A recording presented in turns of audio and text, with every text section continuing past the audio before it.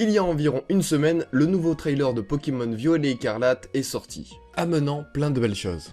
Comme par exemple que les légendaires soient des montures, les nouveaux paysages, les nouveaux personnages, la nouvelle mécanique, mais surtout les nouveaux Pokémon ainsi que leur forme régionale. Et là vous commencez à voir où je veux en venir.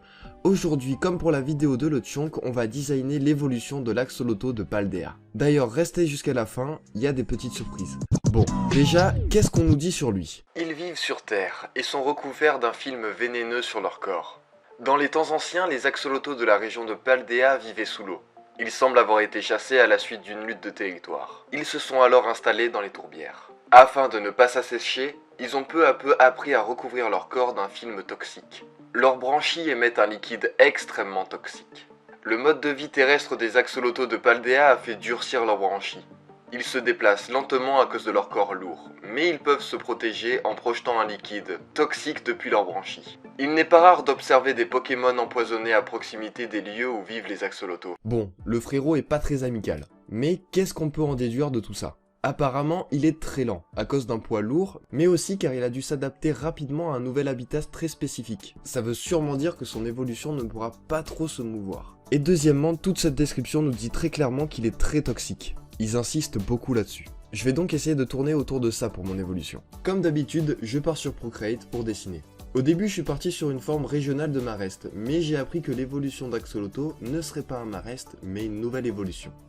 Mais j'ai quand même gardé ce prototype, vous allez le voir, il m'a un peu servi de base pour le futur Pokémon. J'ai donc commencé à dessiner une forme de lézard un peu plus enrobé, mais je trouvais qu'il avait une forme un peu trop dynamique. Donc je suis passé sur un modèle un peu plus raplapla, plus posé sur lui-même, et là ça me plaisait beaucoup. J'ai fait beaucoup de recherches au niveau des branchies car je savais pas trop où aller. Est-ce que je les fais plus grandes? Est-ce que j'en rajoute? Est-ce qu'elles sont tombées? Et finalement je me suis dit que la suite logique de l'évolution ce serait qu'elle tombe. Vu qu'il passe d'un habitat aquatique à terrestre, c'est le plus logique à mon avis. Et ensuite vous connaissez la chanson, les petits lines, la petite colo, les petites ombres, les petites lumières, les petits effets à droite à gauche, les petits effets de texture à droite à gauche. Voilà. Je vous présente donc Maxolotl, le Pokémon poison. Oui, de Z, c'est pas une faute d'orthographe. C'est vraiment la catégorie de l'Axolotl de Paldea.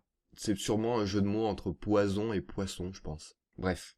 Maxolotl vit dans les tourbières de Paldea. Suite à sa rapide adaptation passant d'un animal aquatique à boueux, Maxolotl a perdu ses branchies, laissant désormais un gaz extrêmement toxique s'échapper de ses trous. Ce gaz est comparable à celui de Smogogo.